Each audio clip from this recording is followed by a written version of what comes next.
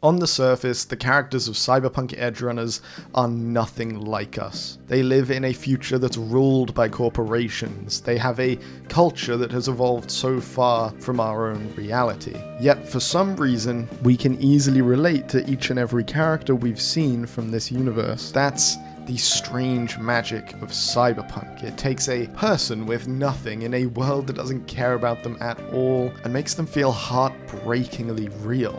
We don't live in Night City, but because of the media surrounding it, we know what it feels like to live there. Because this cyberpunk crew might be built for a different world, they might have an entirely different life to us, yet each of their characters hits so close to home for so many people. So that's the question I want to answer in this video. Why do people like Cyberpunk Edgerunners? It's in the title, you should have figured it out by now.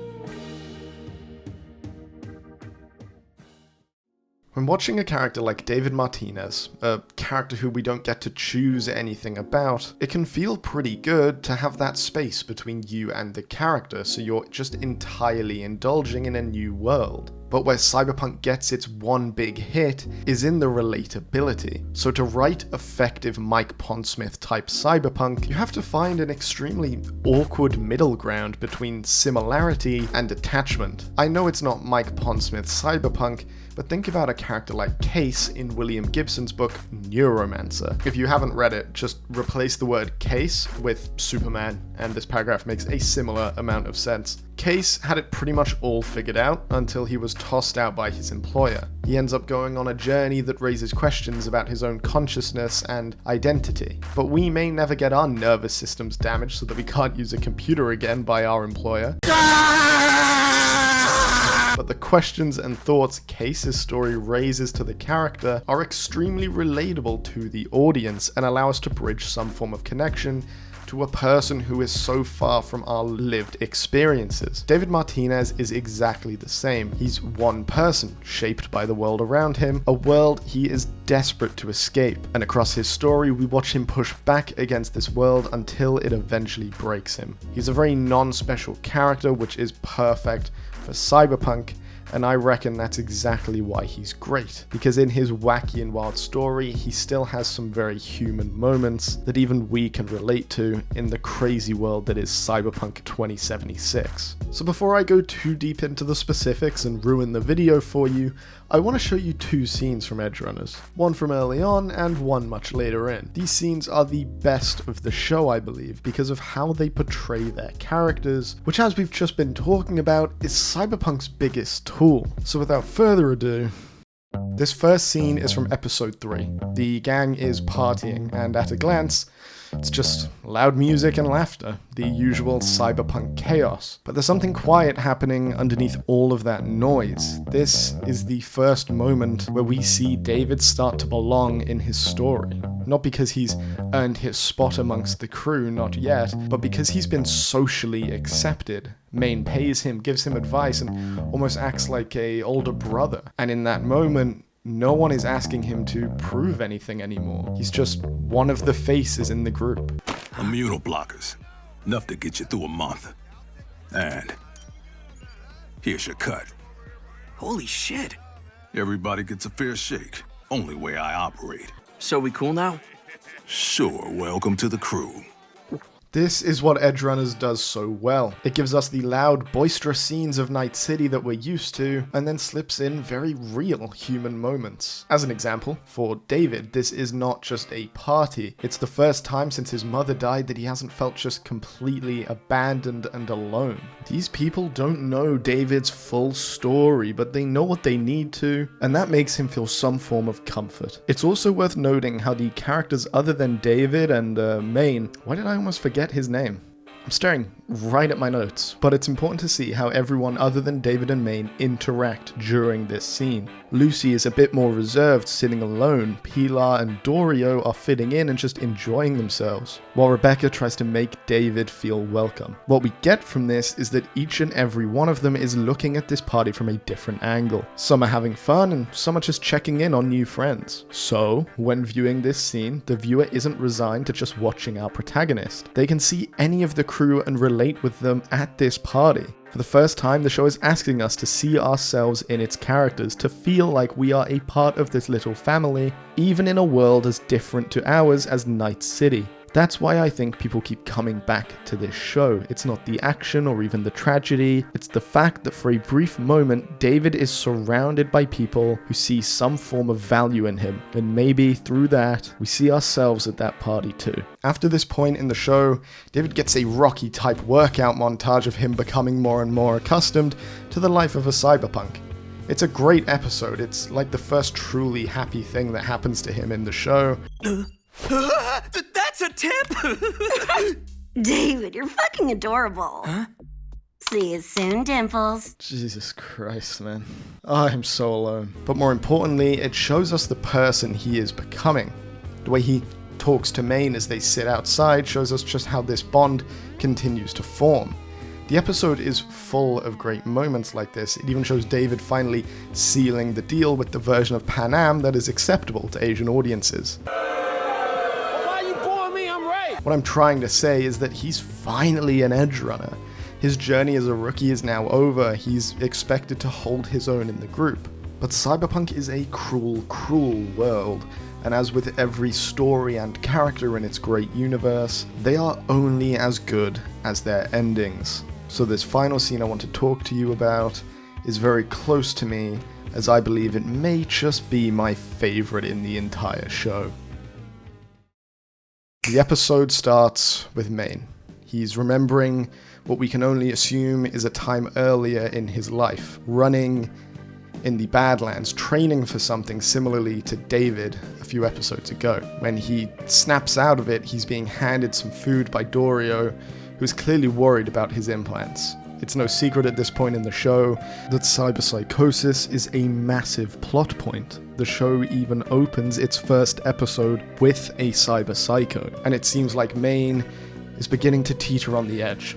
He feels himself losing control, and he can't bear to see this version of himself, a version that is no longer in control of the body he worked so hard for. Flipping back to the rest of the group, they are arguing over whether or not they abandoned the job, as it's starting to seem like more than they bargained for. This entire episode is a slow motion collapse of everything we've seen so far from the group, showing us that they aren't nearly as invincible as some of the audience may have been led to believe. All of their flaws on show in the light, as Maine, the group's leader, loses his mind, with no one around him to step up and pull on the reins. Eventually, Maine is entirely consumed by the psychosis. He can't tell what's real and what's not. David tries to have a last stand with him as Max Tack enters the room, but Maine manages a final piece of humanity to push him away. Maine's final scene includes David standing in the desert with him, next to Dorio's corpse. Maine knows he's gone at this point. He just wants to die without taking David along with him.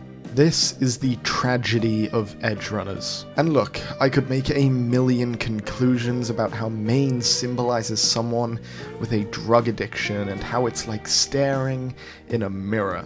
But in reality, I just love this scene. It's such a perfect cyberpunk ending for a great cyberpunk character. It doesn't need overanalyzing and doesn't need much more thought. Before we move on, I just want to talk about my favorite frame from this episode. It's this one. I love just how small he is here. A massive cyberweb beast of a human left as a tiny man lost in his own memories. Staring out onto the sand at the end of an unfinished highway, he stares blankly, thoughtlessly.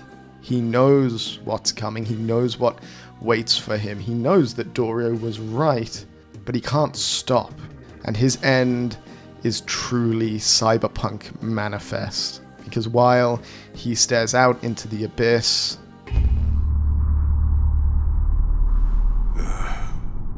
Dorio. his life lost to the winds of Night City, and he is forgotten. By far, my favorite character in cyberpunk lore, bar none.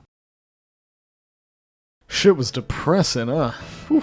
I think it's pretty apparent that a large pull of Cyberpunk in general is the tragedy. Each character has a sad, unfulfilling ending. It's something that isn't entirely exclusive to Cyberpunk, but in most stories in its universe, the tragedy is done very well, making it into this sort of, pull into the genre. People like it for its tragedy. But when talking about Cyberpunk Edgerunners as the show specifically, and not talking about the wider universe, there's still more to it when it comes to what draws people into this show. So if I had just left the answer to this video as, why do people like Cyberpunk Edgerunners? Oh, well, they can relate to the characters. I'd be wrong, as there's so much more people grasp onto in this show than just, oh, the characters are like me. He's just like me for real. Just like me, for real! Something people do grab onto, though, is the art style. I mean, this show is beautiful.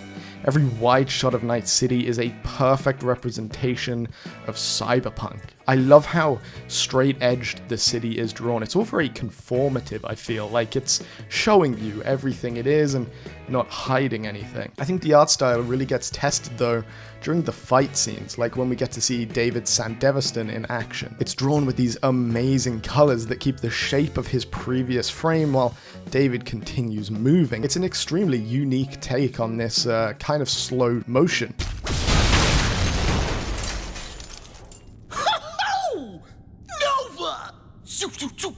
Even better than this, though, is the character design. It would have been very easy for them to just copy the art of the board game or the video game and just make it really photorealistic looking character. But instead, they put this really nice twist on some of the designs, making all of the art very expressive, The characters are drawn in a way that reflects who they are and how they act. Pilar, for example, is drawn more comedically with the tall hair, crazy long arms. Yeah, I remember being a squirt chipping all the mil-spec chrome my ma left lying around. Good times, good times. When Kiwi is full of straight edges, which goes exactly along with her character. It's things like this that draw people into a show and get them to continue watching even if they aren't personally entirely convinced yet. Because sometimes all you need to be a good show is to look good and sound good.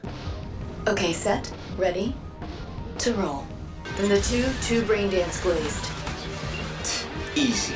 Ah, what the fuck is that, man? Bad time, kid. Now's bad. The word? What's the word? Hadn't heard it. So it seems when this show was dubbed into English, the voice actors just didn't care, maybe? I really don't know. Why as a voice actor would you think this is how a line is meant to be spoken? Really just a confusing dub to me. But anyway, let's conclude then, as it's like 4 AM and I think I need to go to bed. You also haven't posted a video in 2 fucking months. Yeah, I know. I'm trying. Was that Hatsune Miku? You wanna know something crazy, guys? I don't like this TV show. Yep, you just watched a 14-15 minute video from a guy telling you why you like Cyberpunk Edgerunners when he himself doesn't even like it. You have been fooled. But in all seriousness, I think it's a very sanitized cyberpunk story. It's made for a wider audience, but it's another conversation for another time, though I am mentioning it for a reason. Because even though I'm not a fan of this show, I can see that it gets a lot of stuff right. From the relatability of the main crew of the show to Maine's final emotional moments on that highway. What Edgerunners constantly shows us is that no matter how far removed from the setting we might be, the emotions are real. The search for belonging, the desperate want to be fearless. They are all very real feelings deep down. But before this video is over, I should probably mention the music, as it's just fantastic. Other than Maine, it's my favorite part of this show. It's just really great choices from whoever's job it was to put it together. My personal favorite is this one, called Sustain/Decay by Drive Alone, which is a project out of Poland.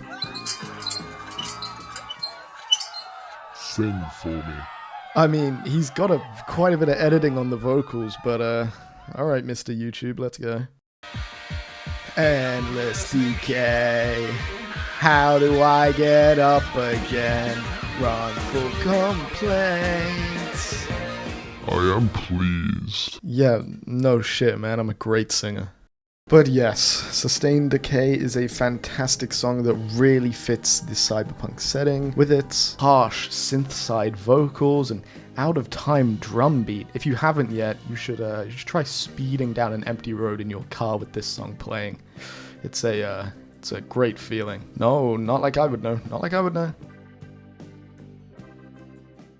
Cyberpunk has never really been about the chrome, the neon, or sadly even the romance options. They are just the tools it uses to tell its stories. It's a genre about people feeling trapped in a system that is too big to bother fighting. It's about clawing for meaning in a world that's already decided who you are by the circumstances you were born into. Edgerunners captures this with ease and manages to translate it for a wider audience. Now, I know a little bit earlier I said that me personally, I don't like this about Edgerunners, but really, if more cyberpunk fans are getting into the universe because of this show, that's not a bad thing at all. That's a fantastic thing. Even in the moments where the city feels alien, just different to us, the characters feel so grounded and close. It's a fantastic job by the studio that got Edgerunners packed and out the door. And it really goes to show that whether you're following Case in Neuromancer, V in the video game 2077, or David in Edgerunners, the story in the cyberpunk universe is always about the same thing. Finding your place in its world and just holding on for as long as you can.